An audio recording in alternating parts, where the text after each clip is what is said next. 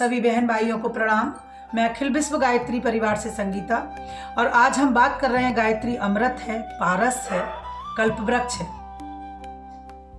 सतपात्रों के लिए गायत्री महाविद्या के अमृत, पारस और कल्पवृक्ष रूपी तत्व ज्ञान को दिया जाना ईश्वर के लिए इसलिए अनिवार्य था ताकि वो अपनी प्रसूति को जगाकर प्रकाशवान बन सकें और अनेकों हृदयों में प्रकाश भर सकें।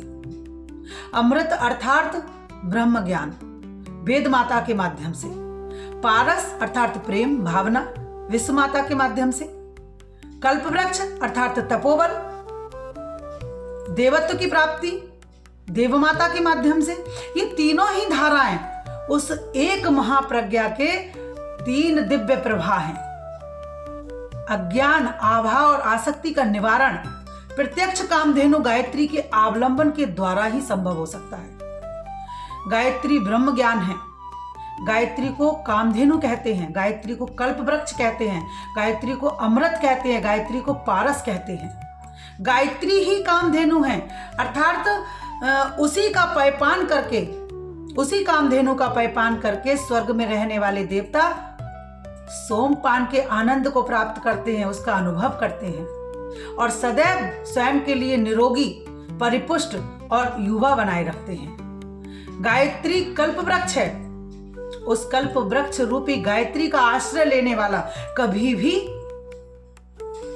अभावग्रस्त नहीं होता। उसको जीवन में कभी भी किसी प्रकार के कोई अभाव नहीं होते हैं।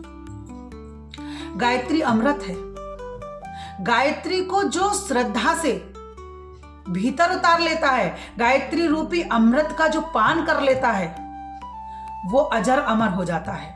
गायत्री ही पारस है। गायत्री का आश्रय लेने वाला, उसके सानिध्य में आने वाला अपने लोहे जैसी कठोरता और कालिमा को त्याग कर स्वर्ग जैसी आभा और गरिमा को प्राप्त करता है। जीवन के परम लक्ष्य स्वर्ग और मुक्ति को माना गया है। तो ये दोनों गायत्री साधक को अनुदानों के रूप में अनायास ही मिल जाते हैं। जो गायत्री का साधक होता है, जो गायत्री को श्रद्धा से जपता है, उसको ये दोनों स्वर्ग और मुक्ति तो अनायास ही मिल जाते हैं।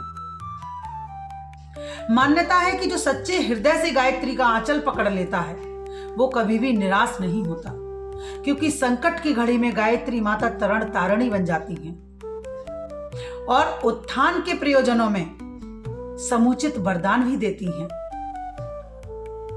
अज्ञान के अभाव से भटकाव को दूर करके और सत्य मार्ग पर, सत्य पथ पर चलने के लिए प्रेरित होकर जो जीवन का परम लक्ष्य है, उसकी प्राप्ति गायत्री साधना से सहज ही संभव हो जाती है।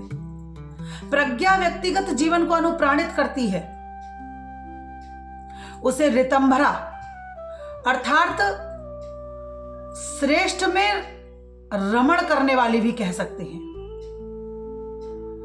महाप्रज्ञा इस विश्व ब्रह्मांड में संव्याप्त है और उसे न्यायनिष्ठा, उदारता, सद्भावना, दूरदर्शिता, विवेकशीलता के रूपों में पदार्थों को गतिशीलता, सुव्यवस्थित और सौंदर्य बनाने के रूप में देखा जा सकता है। परब्रह्म की एक धारा जो केवल मनुष्य मात्र के काम आती है, उसको आगे बढ़ाने, उसको ऊंचा उठाने की भूमिका निभाती है, उसको महाप्रज्ञा कहा जाता है। और मनुष्य को जिस आधार पर उधर्मगामी और जीवन के परम लक्ष्य को प्राप्त करने, जीवन के परम लक्ष्य तक पहुंचने की जो अवसर मिला हुआ है, उसको महाप्रज्ञा कहते हैं। उसका जितना भी अंश जिसको जिस रूप में भी प्राप्त हो जाता है, उस महाप्रज्ञा का जितना भी अंश जिस किसी को जिस प्रकार से भी प्राप्त हो जाता है, वो स्वयं को धन्य, स्वयं ही वो धन्य हो जाता है और कृत्य हो जाता है। सभी को प्रणाम, बहुत बहुत धन्यवाद।